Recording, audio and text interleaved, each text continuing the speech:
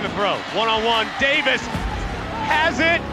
Touchdown! Carolina wins! Carolina is the Coastal Division champion! Javonte Williams to the left of Howe. He'll send him out into the flat right side. Howe looking, standing tall, lets it go, man there. Touchdown! Touchdown, Carolina! The pistol, Jackson behind him. Hands off to Jackson, he tried to jump pass, and it's intercepted! Zack intercepts it! Holy cow, Carolina's gonna win! And off to Javonte Williams again, pops it to the left. Javonte leaps over a man, crosses the 50, trucks over a defender, spins by another. Goodness gracious, he's down to about the 15, and he did absolutely everything in one carry. Here's the shotgun snap to Aguilar. Drops back, pressure coming, Aguilar floats it up, incomplete! No flags! Head on back up the mountain! Carolina wins it in double overtime! Loftus, out of the shotgun, throws to the end zone, incomplete! Incomplete! The bell belongs to us! Carolina wins it 47-45 in double overtime! Bernard fields it at the 26. Heading to the far side. Gio at the 35. Gio, he's at the 50. No, he's not. Yes, he is. Gio is going to take it for a touchdown. Are you kidding me?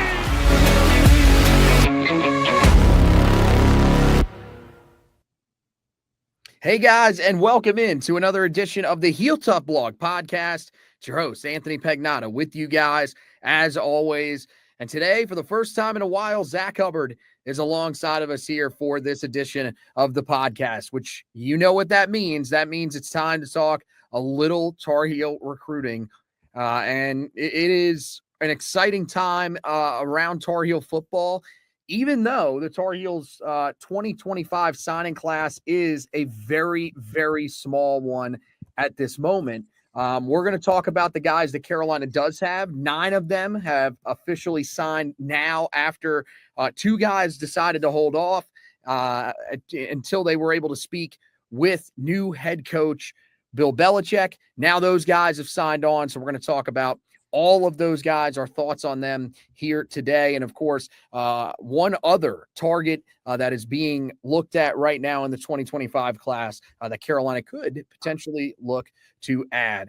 But, first of all, Zack, it's been a while, man. How you been doing? And, how do you feel about where this class is at? I think there are a lot of people that are kind of stunned with how bad it got towards the end for Mack Brown. But, the thing is that I always thought this was going to be a smaller class. I think the bigger concern is that you did not see the heavy hitters that you are normally used to seeing in this class, especially in the home state. And that's why Carolina sits where they do right now. And Bill Belichick and his staff really going to have to work hard in order to piece together a few late commits in this class to secure at least a respectable group on the 2025 trail. Yeah, I mean, we've discussed it several times. We were always looking for North Carolina to likely have a smaller class in 2025 because they wanted to take a larger portal class. But with the number of guys, I think at the end of the day, they finished, at least at this point, as of today, December 20th, with 9 incoming freshmen in the 2025 class, which is almost unparalleled in terms of a number of high school kids. So, and they're still working. There's still a few guys out there, sort of potential late additions in the 2025 class that they could look to get. There are generally a couple sort of in the new year towards the traditional signing day that I would imagine that they're going to, if they're not already, they're going to look through those and see who's available there and what their options may be. But we always thought, even prior to the coaching change, that it was going to be a larger portal class. And that is still the case, even probably more so now than it would be under Mack Brown because of that. But, it's a combination of factors. It's a combination of, being behind in NIL. That's something that has been talked about. That was something that was talked about throughout the coaching search. And that's something that, we've seen a lot of support since under what will be the new coaching staff with Bill Belichick. It's a fact of just the results on the field going down, and you see that as sort of the program was tending towards a downward spiral this past season. And there were games that the previous coach needed to win that he did not. There were sort of rumors around the James Madison game of a potential resignation that did not come to fruition for one reason or another. There's also the factor that was mentioned in terms not only by Mac Brown, but also just by other people in terms of his age. And, that's something that's going to be discussed with the new coach. Fair or not to either coach here, it's going to be a part of it. But those factors all played together for us to see a smaller recruiting class. Now, not a bad recruiting class. We'll talk about these guys and, what they bring to the table and what their path is. But it's a smaller group of guys. And that is what it is for a variety of reasons. So like you mentioned, it's incumbent on Coach Belichick and the new staff once they come in to continue to build that through the portal, which they've been having success. They've been bringing guys in. They've been signing guys this week. That'll likely continue throughout, the available periods in December, into January, post-spring. They're going to keep doing that. They're going to keep looking at the high school rank. So it's an ongoing process, but as of right now, it's a smaller class, and that just is what it is. Yeah, and I think that's part of the reason why you're right. You are seeing them be as aggressive as they are in the transfer portal. And the other thing is when you look at the guys that they're bringing in, guys like Miles McVay, Connor Cox, Ryan Brown, even at quarterback, these are all young guys. These are guys that have multiple years left. The guys that I just listed, those are guys with 3 years of eligibility or more left. So that seems to be something that they're focusing on is let's find these guys that have, a lot of eligibility left and that we can count on in the future, because right now this recruiting class that we're bringing in isn't necessarily the strongest. And some of the younger guys on this roster, you never know if these guys end up entering the transfer portal. It'll be real interesting. That second portal window, it looks like for the most part, a lot of guys are hanging on right now, but we know the way that Bill Belichick coaches, the way that he wants to build his staff, this is going to be an aggressive group. They're going to expect a lot out of these guys. So I think you could see a decent amount of guys in the spring that enter the portal if they just don't like the way that they're being coached or something like that. So it'll be interesting to monitor that. But, when you look at this 9-player class, there's a guy that really stands out above everybody else. Like usually we're sitting here, we have the superlatives in the class, and we'll have one that I want to talk about a little bit later. But when it comes to who the best player in this class is, I think it's very clear that the best player is your quarterback, and he has the potential to be a star. Bryce Baker, the 4-star quarterback out of East Forsyth High School in Kernersville, North Carolina. This was really the main focus when Belichick took over, along with Michael Lombardi. That was really project number one to get out of the way. Make sure that you secure his commitment, get him to sign with Carolina, and hopefully you can get him on campus in January. And they are doing all of that. So this is someone that I think a lot of people, were expecting would come in and compete for the job. That was even when Jacoby Criswell was playing well. Now with Jacoby Criswell, at the end of the season, not playing anywhere near the level that he was in the stretch that Carolina won 3 straight. There are people that are looking at this and saying he might have a legitimate chance to be the starting quarterback. Now, you do have Max Johnson that's still going to be there. You do have Ryan Brown that comes in out of the transfer portal from Purdue. But this is a guy that I truly believe, when I watch him on tape, there is so much there that I believe he does have a chance to come in and potentially compete for this starting job this year. Yeah, absolutely. Even if they continue to recruit portal quarterbacks, I feel like that this is a guy that they feel will come in and can have a role early on, whether that be a starting role or if it's in mop-up duty that they give him snaps to just give that experience. Regardless of if he's the starting quarterback in 2025, it was clear throughout their recruiting cycle under Mac Brown, it was clear now under Coach Belichick that this is your quarterback of the future. This is the guy that you're building around for the next 3 to 4 years as he progresses there. So he's going to be the cornerstone of your program. And like you mentioned, he is, I should say, far and away the guy that you look at as, this is a different guy in your class. It's even reflected in the rankings. There's not a guy anywhere close to what he is when he's listed. He's in the top 100. He's around 80 to 85 composite, depending on where you look. But this is a guy that was an Elite 11 finalist. This was a guy that had a huge senior season at East Forsyth, I believe, in Forsyth County here in North Carolina. So he is a guy that you're absolutely building around. He's mobile. He's got a great arm to throw the deep ball. A lot of times, in high school, you don't see a ton as it relates to shorter intermediate passes, but he's got that as well. And a few that you can see, he can sort of adjust the velocity of his throws. So in terms of guys that you've seen be top draft picks, guys that are at the Alabamas or Ohio States or LSUs of the world, Bryce Baker is sort of in that echelon. Now, I don't know if he's going to be those guys, but in terms of what you're getting from a prospect perspective, that's the type of guy that you're bringing in. If you want to look at it more local, he is a guy that you'd look at in the caliber of a Sam Howell or Drake May that both had very, very good careers for North Carolina under Mac Brown. So that's the guy that you have. Is he going to start in 2025? It's hard to say, but he'll have a shot. Like you mentioned, your majority starter this year, Jacoby Criswell, sort of faded down the stretch a little bit. Max Johnson, who did technically start game one against Minnesota for you, had a pretty significant injury, and we don't know how he's going to come back for that. From what we saw, it was a little bit of a mixed bag against Minnesota, so we're not sure what he's going to be. And then you've taken one quarterback out of the transfer portal in Ryan Brown of Purdue. Does not have a ton of game experience, did have a very good game in a, I believe, come from behind victory against Illinois this year, but not a lot of experience that you can draw upon. And not, was not the consistent starter there. So they're outside of just Jacoby Criswell as the incumbent. There's not a clear path of it's definitely going to be this guy. It's definitely going to be that guy. So I do think that Bryce Baker is going to be given every opportunity to, grab that job. It's just going to be dependent on coming in, knowing the playbook. Does he give you the best ability to win?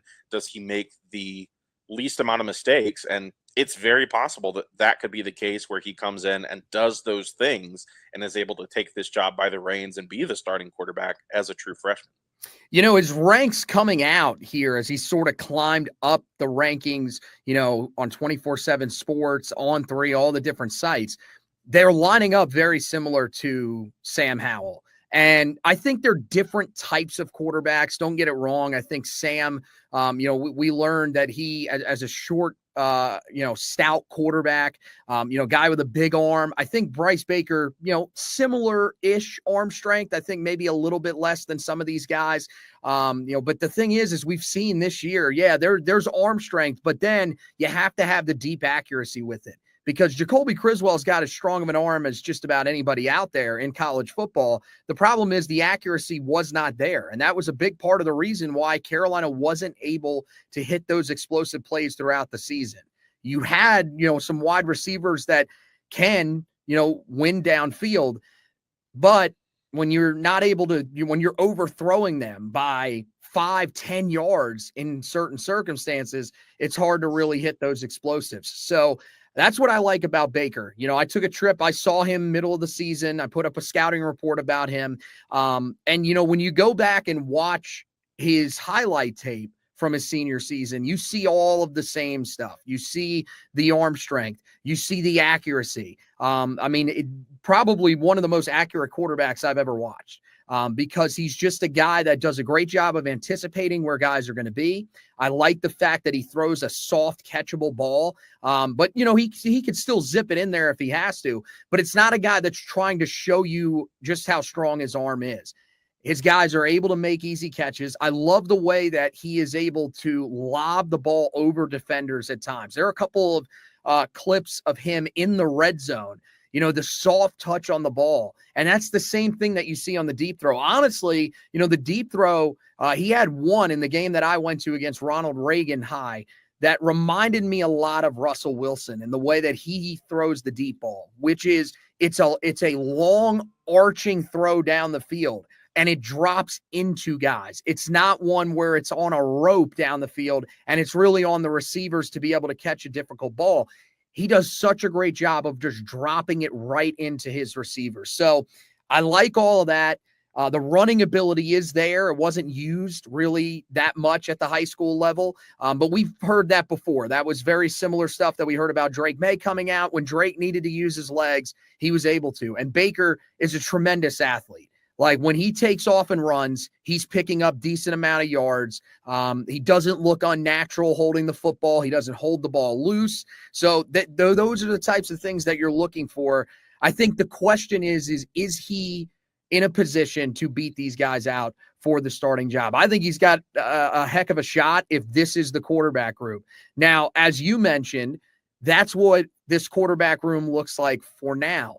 Let's say there is another guy that enters the transfer portal, and there are a lot of people that do believe that depending on, what Gunnar Stockton looks like at Georgia, Carson Beck could potentially get in the transfer portal. That one would certainly be interesting, going from a guy that many thought could be the number 1 overall pick to being a guy in the transfer portal. But one situation that I think a lot of Tar Heel fans are locked in on right now is what happens at Texas, because Quinn Ewers is a guy that they pretty much want out of there. They don't even want him to start the playoff game tomorrow against Clemson. They think that it should be Arch Manning. If he ends up being out there on the market, you could say whatever you want about Quinn Ewers, whether you think that he is a guy that is a playoff caliber quarterback or not. He is a better option than every one of those guys that we talked about in that Tar Heel quarterback room. Even a guy like Bryce Baker. The upside is there for Bryce, but if you can have a year of Quinn Ewers leading into Bryce Baker, I think Tar Heel fans should want to sign up for that. But for now, with the guys that are in the portal right now, if that ends up being the group, Carolina is probably holding on to the group they have, and it's really going to be up to somebody to win that job. And I think Baker has all the tools to be able to do that. Now you go to the other 4-star commit that Carolina has in the class, another guy that this staff had to prioritize when they took over, which is Austin Alexander. Now, he's a guy that's right on the edge of being a 4-star. I mean, they have over 400 guys this year that are ranked as 4-star prospects. So again, we told you a couple of years ago, our blue chip prospect meter was down, to the top 500. That's pretty much where it's starting to get to for a lot of these major recruiting sites. Now with Alexander, here's the thing. So I went back and watched the film on all of these guys here last night and into today, just so that I could get the most recent look at them. Alexander, you can't. There's no film. There is absolutely no film from his senior year. So you're basically just going off of statistics, which, he played in 13 games. He had 13 sacks. He had 14 tackles for loss, 54 total tackles. And he was very productive on the offensive side as well.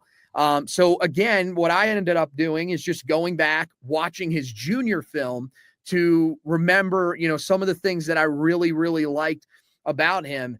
And really, the thing with him is that he's a tremendous athlete. He has a great release off the line of scrimmage. He does a great job of shedding blockers with some of the technical pass rush moves.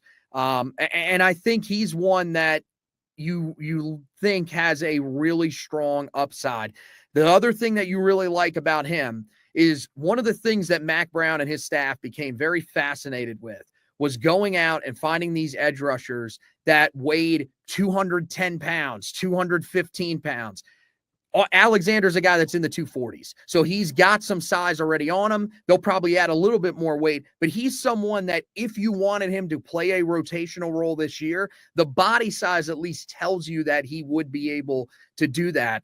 I thought this was a great move by Carolina to prioritize him, make sure that he stays in this class.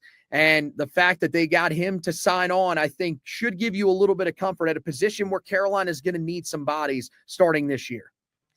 Yeah, absolutely. I think the first thing that sort of jumps out, and to some extent, this is probably where he plays, the competition that he plays, but the size and sort of the frame are the things that jump out first and foremost. And depending on, how close Bill Belichick at North Carolina matches up with Bill Belichick at other locations, size specifically on the lines of scrimmage are going to be paramount, specifically on that defensive line. Having that size has been key to, the defenses that he had in New England. So I think that he has a good frame already to go with that. I don't know what his overall weight is going to end up being. And then at the college level, you do see defenses still getting smaller in relation to sort of these more fast-paced offenses that we see. But this is a guy that you can put multiple locations. You can have him as a big edge rusher. You could potentially have him as a true defensive end. And I think he's going to be a great help to you, not only in rushing the passer. Obviously, he was very productive at doing that this year, but he's a guy just based on his size and with that technique that's probably going to be a solid, consistent guy that sets the edge for you. And I think that's going to be key. That's going to be something that, regardless of what the defense looks like, or the scheme that they use, the coaches that eventually join this staff, stopping the run is going to be something that's going to be paramount. It's going to be something that is going to be discussed, and you see a lot of coaches do that. When you have a guy like Bill Belichick, you know that he means it, and it's something that's going to be a premium for him. And I think that this is a guy that can be a big help in that department. And depending on how he looks after, an offseason and strength and conditioning, what did the guys in front of him look like? This is a guy, that can very quickly be a key cog for you in that regard of, not letting outside runs get those additional yards, sort of keeping everything inside, and then letting your defensive tackles and inside linebackers sort of clean things up in the middle there. I think he can be a key contributor in sort of that regard. Yeah, no, I'm with you on that for sure. I think really you look at the rest of this room and there's not a lot of experience here outside of Bo Atkinson. You did get, a transfer out of Delaware, the edge rusher, and then they are still looking for other guys there. But I think there's a chance that if he proves that he can do, the things that you need to do, you talked about it, setting the edge is going to be important in the run game. And then, shedding those blocks and being able to be in position, get pressure in pass rushing situations. I think there's a role for him right out of the gate this year for Carolina. And I think that's why it was so important for them to be able to hang on to him. I think one thing, that I really like as well, watching back, is the motor. A guy that if a play gets downfield, not going to give up on it. And he's a really good athlete because they have split him out. As a junior, he played wide receiver. This year, as a senior, played running back. So they've used him in multiple ways on the offensive side of the ball, and it makes sense for the level of competition that he's playing at in the state of Kentucky. But this is a guy that, because of the motor that he brings, I find it hard to believe that he's going to be a guy that isn't eventually going to find his way onto the field. So those were the two guys. Ironically enough, the two highest rated players, both of those guys signed after the early signing day. But you've got the guys that did sign on early signing day. And one of the guys, the highest rated guy for Carolina in the class at that time that signed, was a guy that Carolina had to hold on to, Javian Butts, who took a visit to Missouri the weekend prior to early signing day. This was one that a lot of people thought going in, he probably was going to end up going to Missouri. There was more stability there. At the time, Carolina, there were rumors that maybe it could possibly be Bill Belichick. But I think at that time, people still didn't really believe that it was actually going to happen. And so Butts, decided that he was going to stay with his commitment to Carolina, trust that the school would make the right hire. And I think he probably is very happy with the decision that Carolina made.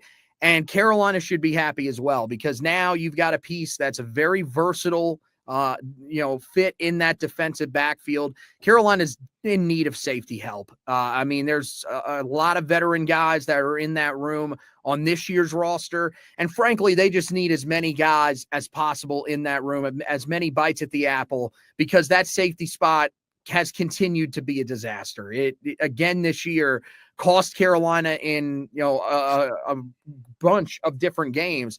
And so Javion Butts coming in, being a guy that can play in the slot, can play at safety. I really liked what I saw from him on film, and I think he gives Carolina some options there in the future as to how they're going to use him.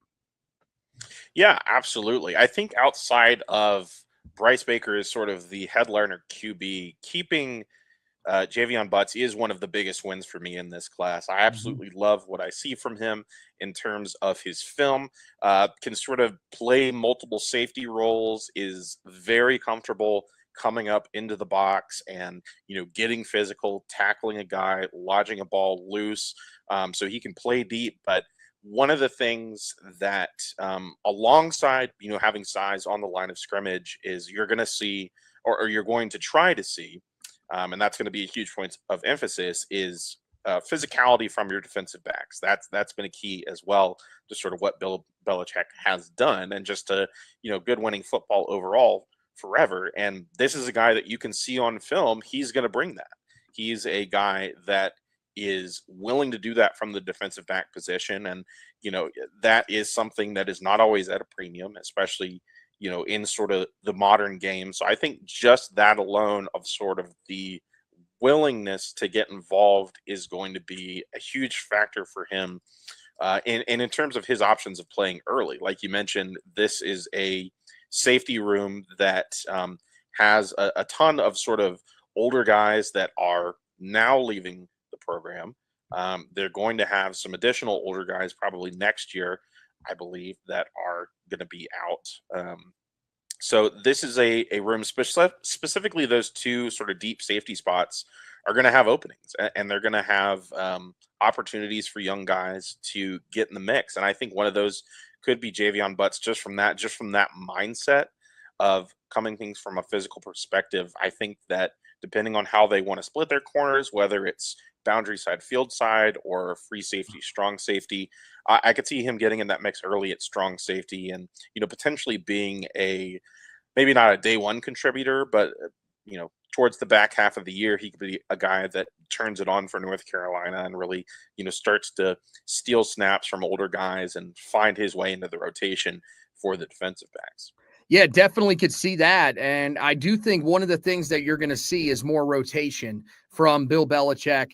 As many people have speculated, Steven Belichick as his possible defensive coordinator. Regardless, I mean, when you go to the NFL level, you see guys rotating all over on defense. And Carolina talked about doing it this year. They really didn't for the most part. I mean, towards the end of the season, you had Jakeem Harris start to rotate a little bit with Will Hardy, but that was really it. Yeah, Stick Lane played pretty much the entire season. They never really used DeAndre Boykins. And, I don't know, maybe Boykins is a guy that sticks around this year and ends up becoming a contributor back there. But we just have to wait and see.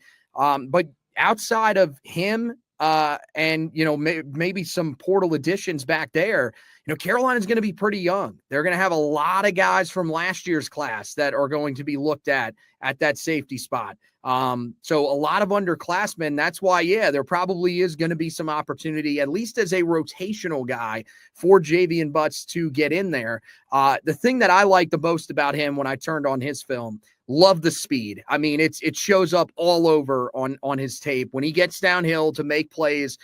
He is flying around and does a great job of wrapping up and tackling. I like the way that he, is able to cover as well. Watching some of the reps that he took as the nickel corner when he was matched up one-on-one, he looks He looks normal getting in and out of breaks. It's not, anything that is going to blow you away. It's not quite like what we saw from Tony Grimes when he came out of high school out of Princess Anne a few years back. But then again, he was a 5-star prospect, and look at how that ended up working out. So you just never really know. But I do think that position versatility is very important as well, because being able to be used in multiple spots on the field, especially if there are injury issues, that's what can allow you to play early. So I could see it happening for him. I think, even if it takes him a little bit of time to get out there is a lot of potential here for Javian Butts to eventually be a contributor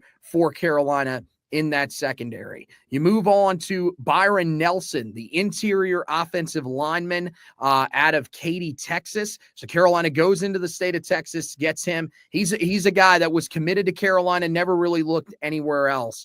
And this is a quietly big keep for Carolina, because I think when we saw him originally commit, guy outside of the top 1,000, he's creeped inside that top 1,000 now. But when you go back and watch what he does, and then you think of some of the strengths of this year's offensive line, he fits that mold. He's a guy that is an earth mover. He is someone that clearly his strength is going to be the run game. I think he's going to trend inside. He does play offensive tackle at Katy High School, but the thing is that there's no way he's going to be able to play out there. He just doesn't have the foot speed. He doesn't look natural when he drops back in pass protection. You never even really see him drop back into pass protection. His team is very run heavy as well. Or if they're not, he doesn't like to put up a lot of his pass protection reps. So I think he's a guy that brings the mean streak that you need to play on the interior of the offensive line. And this is a guy that, you may say, well, if he's moving inside, if he's a guy that, has the physicality to play there, but is ranked, in the 800s, how good could he really be for Carolina? When could you actually expect him to get on the field? Well, Aiden Banfield taught us this past year that you can't really just look at the number that's next to their name and say, well, they're not going to play right out of the gate, because Banfield was not only a guy who played for Carolina right out of the gate this season. He started in the first game of the season against Minnesota. So Byron Nelson, I think there are some things that he will certainly have to get better at. I do wonder about him in terms of pass protection, but I think everything that you need to see, the physicality, the body size, all of that stuff is there for him. And that's why he is an encouraging prospect. Yeah, absolutely. And similar to Banfield that we saw this year, like you mentioned, it's a guy that, one of the first things that you see is he's a big guy that is not afraid to get physical with you. Mm-hmm. He's a strong blocker. Like you mentioned, at the high school level, he is an offensive tackle. Likely at the college level and beyond, he will be on the interior, but that's really what you're looking for a lot of times, is what does this guy look like from a perspective of what's their physicality, how can they run block, and how well can they move if you have to pull them. And I think that Byron Nelson is a guy that checks a lot of those boxes, and that's sort of how he's being looked at. Having played tackle at the high school level, he's a guy that is going to have some level of mobility, so that's going to help him in the move to guard, where he sort of figures out how he's moving in space on power runs and things along those lines.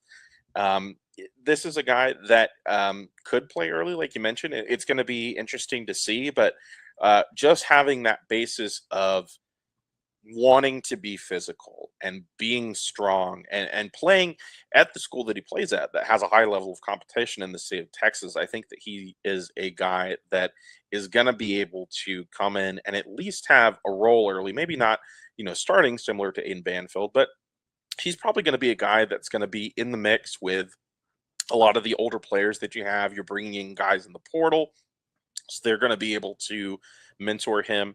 If not, a guy that contributes this year, it's very likely that he could be a guy that competes for starting time in 2026 and then is a pretty rock solid piece, similar to what we saw from Banfield this year, sort of entering what would be year two. Yeah, and there shouldn't be anything wrong with that. As you mentioned, Carolina's going out getting guys in the portal, so they don't need necessarily an immediate contributor here. And if they are needing someone that can contribute a little bit earlier, there is a guy that they're recruiting at that position that we'll talk about here a little bit later on. The thing for me with him, is that he also provides versatility because he played left and right tackle at the high school level, did that his junior year. This year spent most of his time at left tackle. But the thing that you like is that he's natural to both sides. So if they want to play him at left guard or right guard, they have the ability to do that. Those are the types of things that you look for from offensive linemen, because the more positions that you can play, the easier it is for you to get on the field. Carolina has to replace their starting right guard this year. Maybe he's a guy that could end up slotting in as, that second string guy, and then has the chance to eventually join that rotation if he shows enough this year. You move over to the other side of the trenches. That's where we find the next highest rated commit, and that would be Devin Ankrum, the 3-star defensive lineman from Mill Creek High School in Houston, Georgia. This is one of those guys that, when you turn on his film, there's a lot of different things to like about him because, the size is certainly there, but he is a guy that mixes that physicality and those technical moves to get off of blocks and make plays in the backfield. You saw where he really shines is in run defense, and that's something that Carolina really needs. We've seen guys, in the past. I mean, even this year, you look and you saw a guy like Javari Ritzy early in the season really shined as a pass rusher. But how many guys have been consistent run stoppers in the middle for Carolina? There aren't many of them. I mean, Travis Shaw, I thought, did a pretty good job for Carolina this year, but even he, towards the end of the season, started to drop off a little bit. This is a guy that, again, might take a little bit of time for him because I don't think that he is a perfect prospect by any means. I think there's certainly things that he has to work on, but the framework of the things are there. And you got to remember with him, more than just about any of the guys that we are talking about here, he plays at the highest level of competition in one of the most difficult states to play in. Mill Creek is a powerhouse program in the state of Georgia. So he's going up against some of the best in the country when he is playing on a weekly basis. And I think the fact that he shined at times this year really gives you hope that he can be a player for Carolina on the interior of that defensive line. Yeah, absolutely. I think that he is a guy, at least right now, that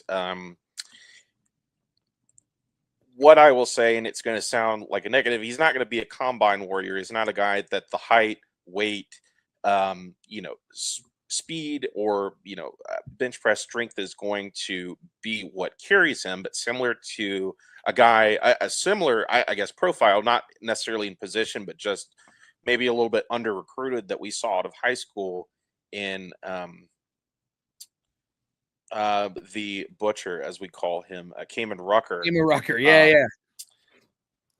He's a guy that didn't have those measurables, didn't necessarily have the combine stats, but just went out and produced consistently. And that's a lot of what you see with Devin Ankrum, is just he's going out there, and whether it be technique or just good awareness of where the running back or quarterback are, he's consistently producing and getting into the backfield, creating tackles for loss, getting sacks, what have you. So there's sort of this uncanny knack of he's able to get around offensive linemen or, disengage from linemen to get to a runner. And it's really impeccable to sort of watch him do that. Do I think that he's a guy that's necessarily going to come in and compete early?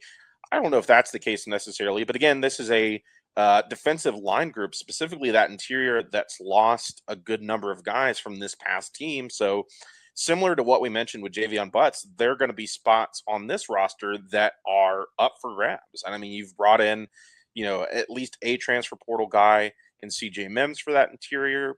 Likely he's going to hold down one of those spots, or at least compete for one, be in that rotation. But this is a position that is rotational more than anywhere else on the field, on the defensive line. And it's one where you could see a young guy come in and just, from the fact that he is a consistent contributor, come in and be a player for this unit.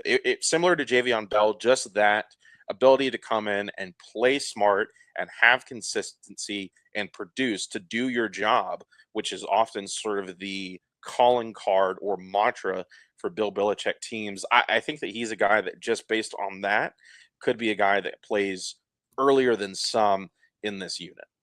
Yeah, I mean, the thing that he will have to do, they'll probably want him, if he's going to stay at defensive tackle, which I think he will, they will want him to put the weight back on. He was bigger as a junior, and this year was noticeably slimmer. And, you know, you could see it on 3, list him at 6'3 and a half, 280. And so that makes a lot of sense when you turn on the film. It looks like he thinned down. I think they wanted him to be somebody that could probably rush the passer a little bit better, maybe get a little thinner in the run game to be able to slip through guys and make tackles against some of those bigger offensive guards.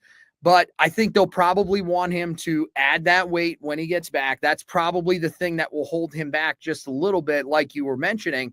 But yeah, I mean, this position more than any on this coming year's roster is an area where if you work your tail off, you're going to have a chance to play, because there are not a lot of guys that are staying in this room. I mean, you're talking about Joel Starlings, Rodney Laura, 2 guys that are currently redshirt freshmen, 2 true freshmen in Leroy Jackson and Peter Pasansky, and that's it. That's the group that you've got coming back next year as of right now. Now, I think a lot of people are still hoping that Travis Shaw ends up coming back. I told you guys last night there were sort of the rumors that he is going through practice right now. Some people looking at some of the videos that Carolina football has put out, and there's one in particular where there is a guy that's wearing the number 4. Now, I will caution you to remember that some of these guys that have signed, they do get out there and they do practice with the team in bowl games. So, I mean, who knows? That could have been Devin Ankrum. For all we know, we didn't get a close enough look at it. So I do caution you to get overly excited about seeing guys wearing the same jerseys that other guys that are in the portal have worn in the past. But I do think that he's a guy, everybody, you know, at this position group, all those guys that I just listed, all these guys have a chance this year. They have a chance to make an impact, immediately, at least as part of the rotation. I think they are going to add quite a bit at the defensive tackle spot in the portal. There are guys that I think right now haven't even entered the transfer portal that will eventually be on this roster for Carolina at that defensive tackle spot. But as we sit here right now, you know, Ankrum should be looking at it and saying, I have an opportunity here. And I don't think it's the craziest thing to think, especially if he can stop the run like he did at Mill Creek, that he could be one of the guys that ends up getting some playing time because of it. Now you go back to the offensive side of the ball and you get to 3-star wide receiver Evan Haynes. This is another guy that, you know, stuck with Carolina despite having, you know, some other offers. A lot of people looked at Georgia Tech, close to home, potential to flip him. He, of course, also had offers back when Carolina originally landed him. Colorado was after him heavily as well. So this is a guy that, despite being ranked 918 overall in the 2025 class, it seemed like there were more people on him than you might believe when you look at that ranking. With him, it is very tough to judge him as a player because he is in an offense that loves to run the football a lot. Now, the limited snaps that he did get where he was targeted as a wide receiver, you liked what you saw. And I will say this year, the film from this year certainly had a lot more passing plays that you could sort of draw from. Really liked his ability after the catch. I thought he was someone, once he got the football in his hands, pretty electric, good speed, really shows up in special teams. Like, this is one of those guys, if you're looking for someone that might be able to contribute as a kick returner, I think it'll probably end up being Chris Culliver after the way that he returned this season, especially in the game against Boston College. But a guy that could be right back there with him, especially if Culliver becomes a key receiver that Carolina doesn't want to use. back there just in case of injury, it could be Evan Haynes because he's got that straight line speed that's going to cause problems for people. The thing that Carolina is going to want to do is unlock that in the passing game, because on film, you just don't see him winning downfield a lot. There's a couple of shots of him winning downfield, but really, I mean, they're underthrown balls. He wasn't playing with a quarterback that's probably going to play at the college level. And so it's really hard to judge just how good of a receiver he can be. Like the hands, they look pretty reliable from some of the plays that he was making. This is one of those guys that might take a little bit of time, especially with some of the talent that Carolina's got in that wide receiver room. But I definitely think he has everything that you need to be able to be successful at the college level. Yeah, absolutely. Like you mentioned, this is a room that right now is very young, and those are guys that, look to have increased roles in 2025 and beyond. But, Evan Haynes, as sort of a long-term projection, is a guy that I like as one of those outside receivers. He has good length. His arms are long, for sort of that catching radius. He is a willing blocker, and I think that's going to go a long way with his future coaches. With any wide receiver, if you can block, they're going to put you on the field. And, they'll figure out how you catch or, what your options are there. But if you can be a plus contributor at the wide receiver position in the run game or blocking for other wide receivers, that's going to go a long way for your playing career. In terms of him as a wide receiver and then as a special teams player, I did, similar to you, like what I saw in terms of speed from that position and sort of that mobility, agility. That's something that you want to look for in these big guys. To see if it's not just straight line speed, but if they can move side to side. And I think he's got, sufficient levels of that you feel good about him on more than just the, street shots down the field. But I will think that is going to be sort of his bread and butter, depending on how this offense looks and how he's going to be used. It is going to be on deep balls. It's going to be on go routes. It's going to be on post, things like that. And those are going to be opportunities where he can sort of show that speed, but it is going to be one where he's going to have to make those tough contested catches and use that length that he has. And so with that, he has the potential to be very, very good at that. I'm interested to see sort of in his development if he can be a sort of possession guy in the red zone or in short yardage of just going up and turning 50-50 balls into 70-30 or 80-20 balls. That's still something that I think the jury's out on as far as him, and that is going to be an important piece. But, in terms of just his natural abilities and what he has, there's a lot there to work with. It's just going to be a factor of this point of coming in, of being developed by the offensive coordinator, the wide receiver coach, and being sort of molded to the college game that maybe his high school career didn't give him as many opportunities as other guys to really grow into that role that he's going to have at the next level. Yeah, one area that in particular I think he needs to develop is as a route runner.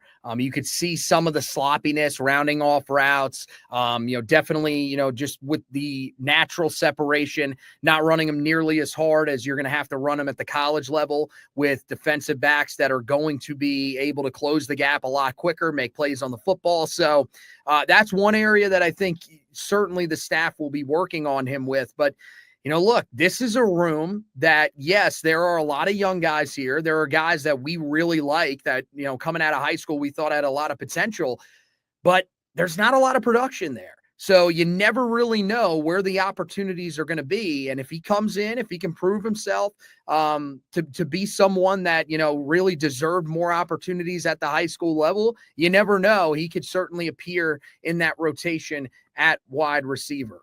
You move to the offensive line once again to 3-star interior offensive lineman Trey Blue from Cary High School in Cary, North Carolina. And, this is a guy that another really big, tall offensive lineman. So, I mean, when you look at Nelson, honestly, one of the smaller guys that Carolina's brought in along the offensive line in recent years, that's probably why you look at him and think, okay, he's going to play on the interior of the offensive line. Trey Blue fits more of the offensive tackle group that Carolina has been bringing in because he's 6'5", already weighs 319 pounds. So the body size is there. You like the fact that he is a longer player. So he, has the ability to play out there. And I'm going to tell you, when I first saw his tape as a junior, I thought to myself, this guy, there's some stiffness to him. I think he's probably going to trend to the interior of that offensive line more than staying at tackle. I watched some of his senior film, and I think there is a path for him to play tackle. You don't see a ton of pass pro reps, but the ones that you do see, I love the footwork. I think there is a lot to like about him. He looks very natural. He has good lateral movement to stay in front of guys. And yeah, oh, by the way, similar to the guys that Carolina had this year, he is a guy that is a mauler in the run game. He piles up pancakes. He's incredibly physical. Those hands are very, very heavy. You see him knock a lot of guys down. Now, again, it is the high school level. You are going to want to see that carry over to the next level of competition where there are going to be much stronger guys that are going to be matched up against him. But I do think that there is a lot of potential here and the potential for versatility, which could allow him to play sooner rather than later when he gets here to Carolina. Yeah, absolutely. And I think sort of in that situation where he was a guy that we were unsure if he's going to move to the interior or stay at tackle, that's a great problem to have because now you feel that you have a guy that can do both. In sort of the aspect of what would make him good on the interior, it's that physicality that you mentioned. If he is a willing blocker, a physical blocker, and that's something that we've discussed, with multiple guys here is just with certain players, it's do they have that willingness or do they not to get in there and do the dirty work that's just a part of football. That's something that in terms of North Carolina's on the field product, whether it be on the offensive or defensive line or just on the defensive overall, that that the fans have been looking for and have been disappointed in. So that's going to be huge for a lot of these young guys of you just being willing to come in and do what you need to do the parts of football that aren't sexy, that are hard, that are work. If you're willing to come in and do that, I think that's going to go a long way. And just his willingness to be that at the offensive line position, I think is great. Like you mentioned, showed a little bit more of what he can be as a true offensive tackle this year, which I think is going to be huge for him. Offensive tackle is a position that needs bodies right now. They've already taken at least one guy in Miles McVay in the portal. Chad Lindbergh coming in from Rice is a guy that could play there, could go on the interior, but this is a position that they're going to need bodies this year, and they're going to continue to need them down the line. It's going to be a huge point of emphasis in the transfer portal for a few years, in the recruiting class.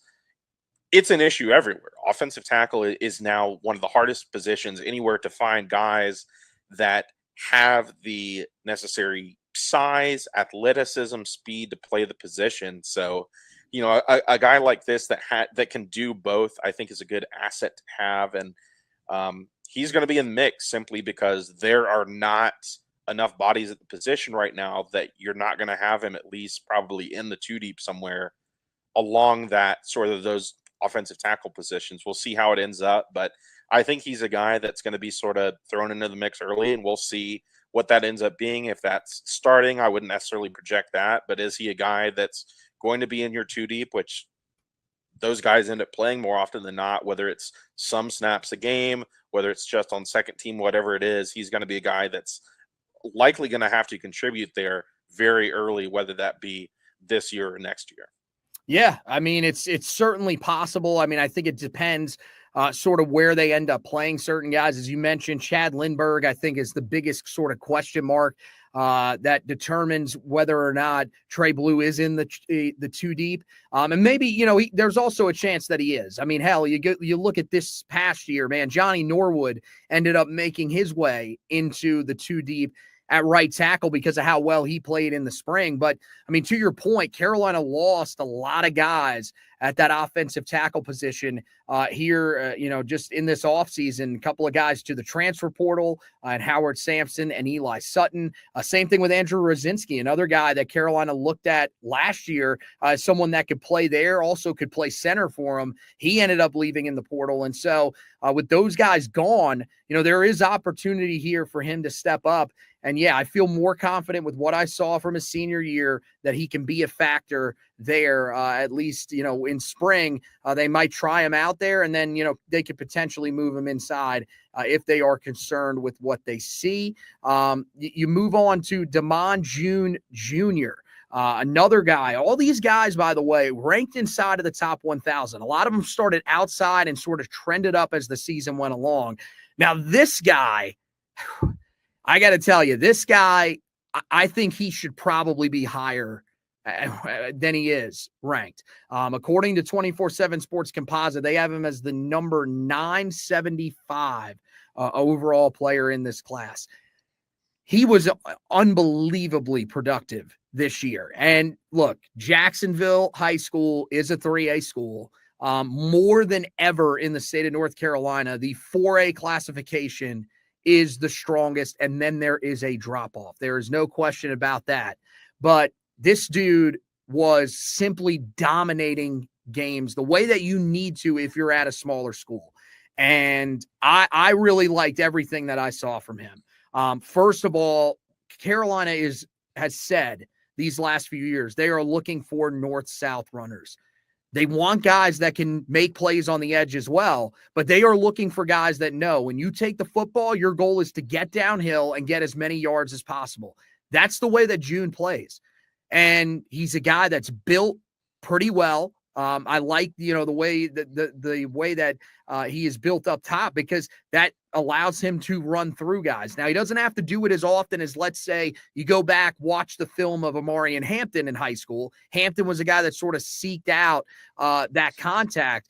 June doesn't seek out the contact, but he's not afraid of it either. The thing that he does that I think is really impressive is the way that he cuts in the open field. I mean, he will leave guys just completely stunned. Defenders stopped in their tracks with how sharp his cuts are. And that's what allows him to be so successful and pick up those extra yards. There's a reason why Florida State was in on him. And for Carolina to get him to sign, I thought was very important. Would he have ultimately probably ended up signing? I think he probably would have, because I think he really wanted to stay close to home. Carolina was the first team that really believed in him. He was a guy that was receiving mostly group of 5 offers at the time. Carolina swoops in and immediately becomes the favorite for him and ends up landing him for a reason. This is one that, again, and I really hope that Larry Porter stays on with this staff. And I think him and Lonnie Galloway probably have the best chance of being retained, because the way that Carolina has developed running backs, I believe this is a guy that can come in and make an impact. Maybe not, right out of the gate. It depends on what Carolina does in the transfer portal. But I do think that he is a guy that, within a year or two could end up being a big part of what Carolina does at that running back position. I mean, look at how impactful Davian Gallas was this year. If they needed him to start at some point this year, he probably could have, and he probably would have been pretty successful. So I think that's what you're kind of hoping, similar type of development from a guy that, may need a little bit more time to be as seasoned as, we saw with Hampton when he contributed as a true freshman, as we saw this year with Davian Goss. But I think there is a ton of potential here. Yeah, absolutely. And it all starts with what you mentioned is sort of his style of running is north and south running. We see sort of a lot of guys nowadays that are used to hitting those home run plays. So they want to bounce things outside. They want to go back and forth sort of in the backfield or just a few yards downfield, and they don't get those extra yards.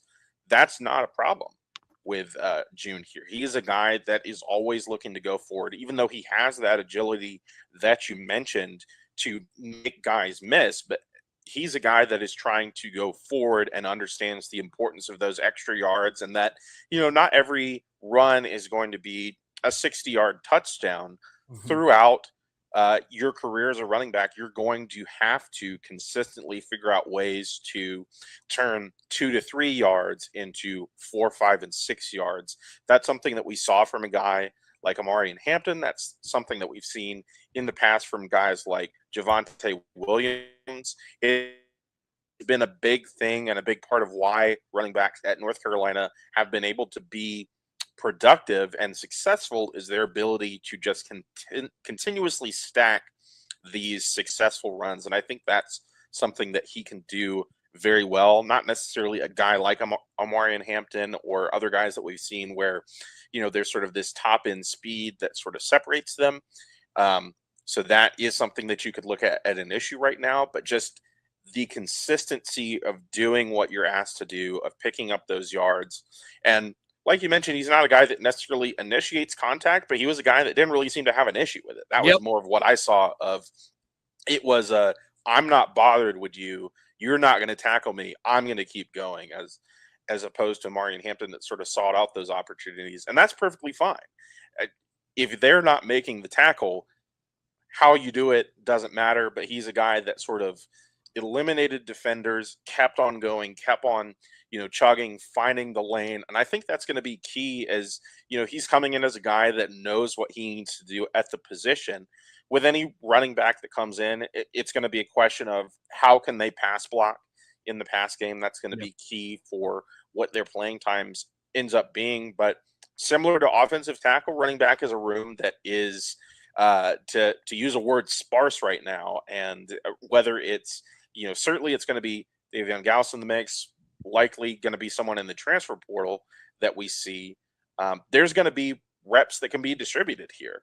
And I think that this is a guy similar to other guys that we've mentioned in this class, whether that be the offensive lineman or, Austin Alexander or Devin Akram, Javion Butts. There's going to be reps to sort of parse out here on this team. This is a team right now that they're trying to build up their bodies through the transfer portal, but this is a team that's going to be young next year outside of whoever they end up bringing overall in the portal. And there's going to be opportunities for a lot of these young guys, and that extends to Demon June as well.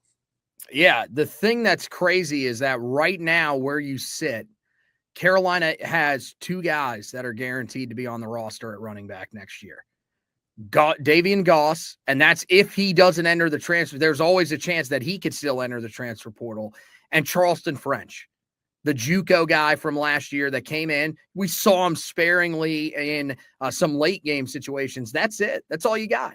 Now you'll have June coming in. So, if that's the group that you've got, there's a good chance that Demond June could potentially factor in a little bit earlier than maybe we thought. But I do think that's a spot for sure. That to me is a spot that they will add a transfer in. I'd be stunned if they don't add one, maybe even multiple guys. I know they are looking at another guy at the JUCO level as well. So that is certainly a room that will change, I think, here before too long. But you never know what that room ends up panning out like. And he's a guy that I think can make a little bit more noise than maybe some expect. All right, you close out the class with maybe the most interesting guy in this class, because you have Camden Loudenschlager, who is an edge rusher. Everywhere you look, he's listed as an edge rusher.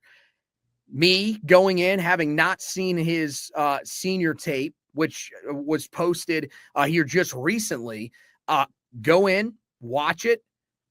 One of the first things that I notice is, okay, first 2 reps that I'm looking at, he's standing up. Okay, it looks like he's playing like a linebacker. Then I realized, okay, he is definitely playing as a linebacker. They are not using him at all off the edge. Now, later, they eventually get to some of the highlights, and maybe these were earlier in the season. Not sure how it all panned out, but they do use him a little bit on the edge. But I started watching some of the clips of him as a linebacker, and I kind of liked what I saw. And so now I got to be honest, I don't know where he's going to play. I have no idea which position he fits better. If I'm looking at his body style, I would probably want him to play linebacker. A guy that's 6'3", 225, perfect size for a linebacker. For an edge rusher, going to have to put on a pretty decent amount of weight in order for him to be able to contribute out there. So this is one that is kind of all over the board. The thing that I liked about him at linebacker is, I mean, just a guy coming downhill with a head of steam every single time, making plays in the backfield, over and over again. I think he has the physicality. You saw it. The concern with him, especially at that size, is what would he be able to do against centers and guards? He's able to shed blocks and make tackles. Now, again, level of competition is going to be important for him. It's going to be a significant step up. He is definitely a developmental guy. No matter where you play him, it's going to take him time if he is going to contribute for Carolina. But the fact that he does now have the ability to play linebacker, that he was forced to play there, somewhat similar to, some people may remember it when Malachi Hamrick had to do it for Shelby High School in his senior year.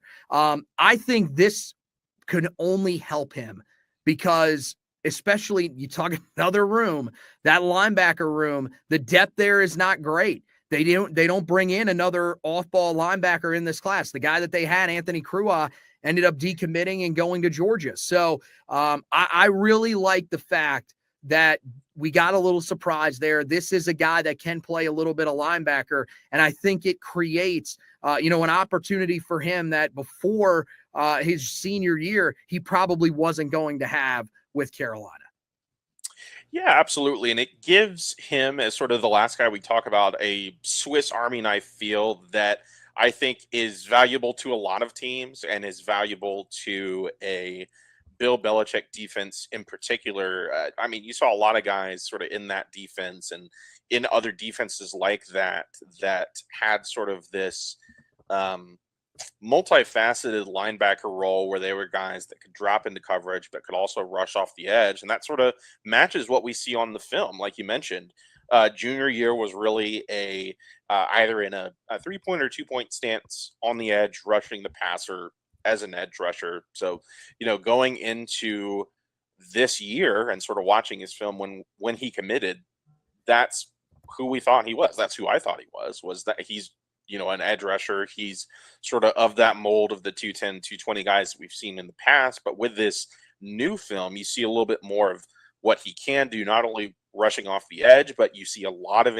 his film is him blitzing from the middle of that sort of second level of the defense. And he's able to shed blocks from those interior guys and get towards the backfield. I think he's a guy that has good vision for where the ball is, so he can sort of adjust on the fly to, oh, it's the quarterback who's passing, let me go get him. Oh, he's handed it off to the running back, let me adjust and sort of clean things up there, that I think are going to be really key to what he ends up being at North Carolina. He is going to have to continue to learn how to, be a pass defender in sort of that middle of the field. That's a huge thing in modern college football, is how you can defend that sort of lower level, whether it be from slants, from mesh, what have you. That's going to be something that he's going to have to continue to develop due to sort of that lack of experience outside of this year. And in terms of his body, I think he's a guy that I would like to see a little bit more in terms of the balance with his weight. He's a little top heavy right now.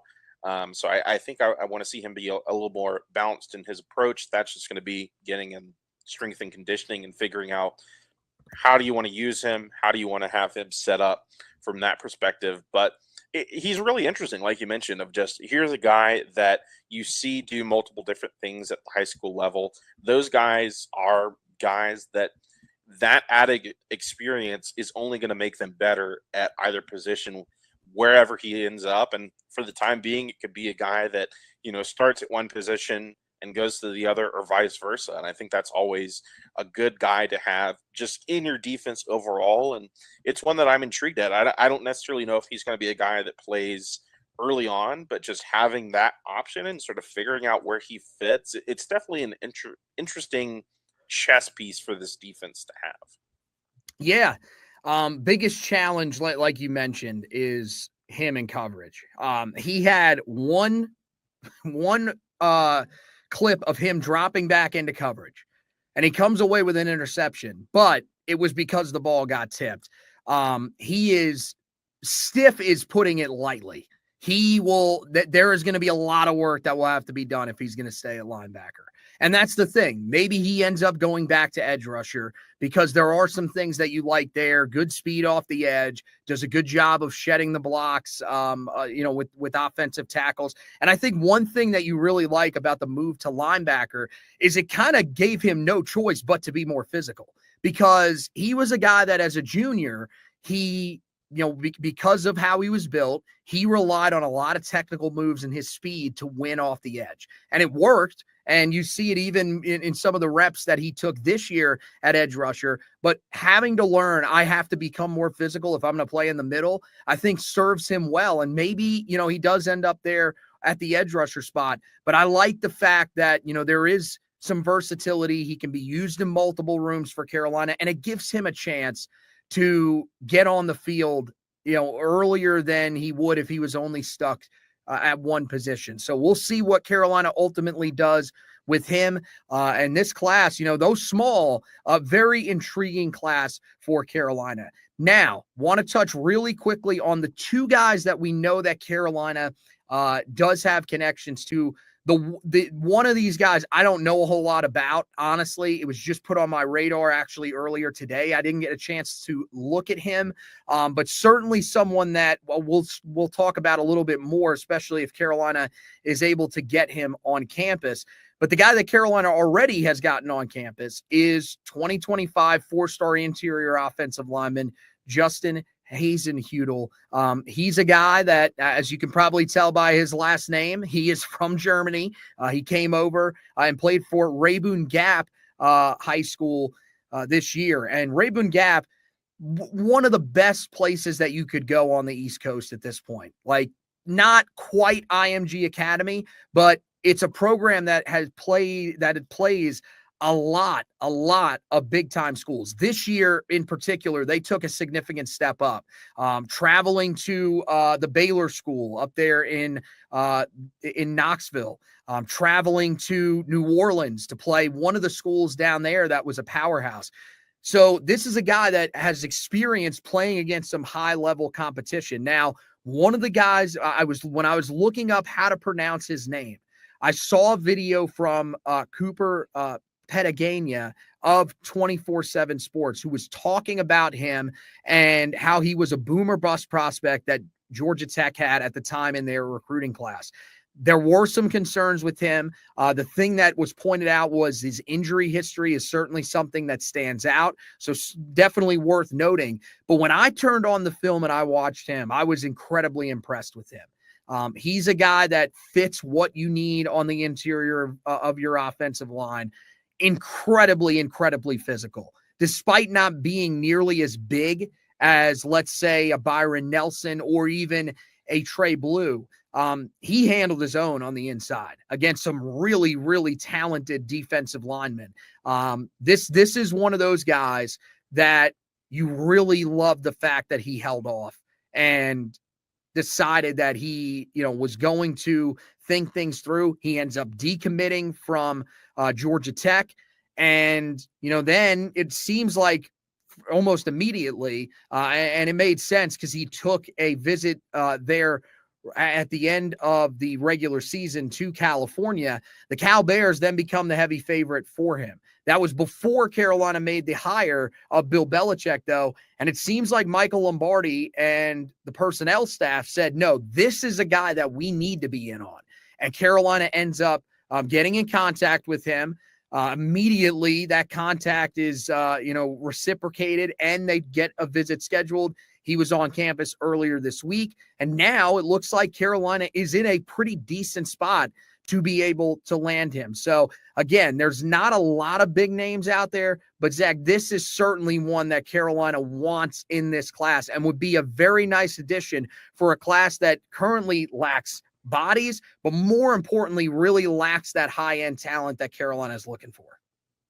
Yeah, absolutely. And if you get in a situation like that where, it's a boomer bust prospect, half of that equation is boom. And there are some things where you have to take a chance and take a risk. And I think that this is a scenario where that makes sense for North Carolina to do.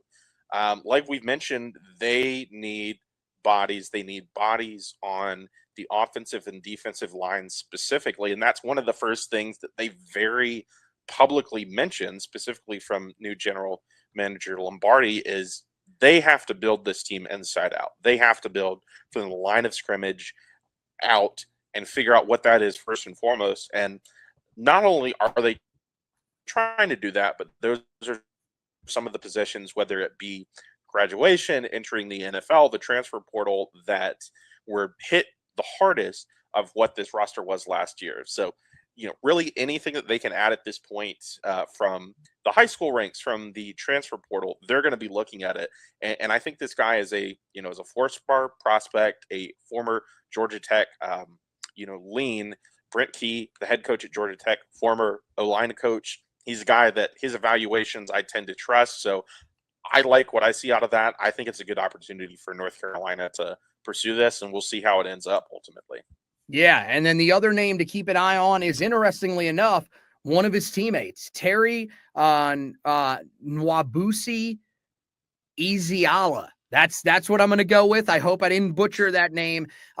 This is a guy, defensive lineman, 6'2", 305 pounds. Like I said, I'm going to go back and watch him. And you may be asking, well, why is this a name that's coming up now?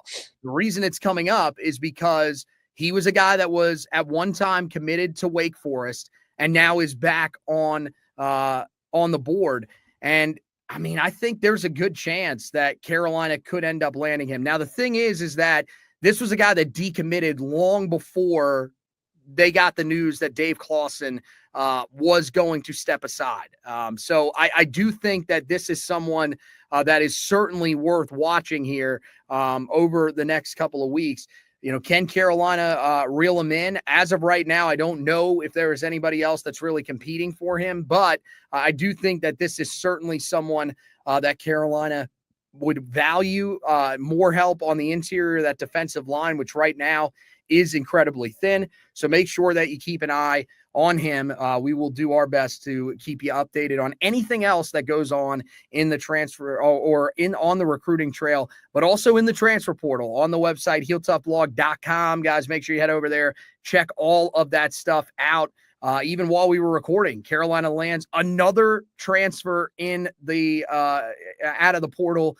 This time they go with a young receiver out of Michigan State, Isaiah Johnson. So we're going to have something up there for you guys that you can read at the time that the video will be running. You guys should be able to see it up there. So make sure you check that out.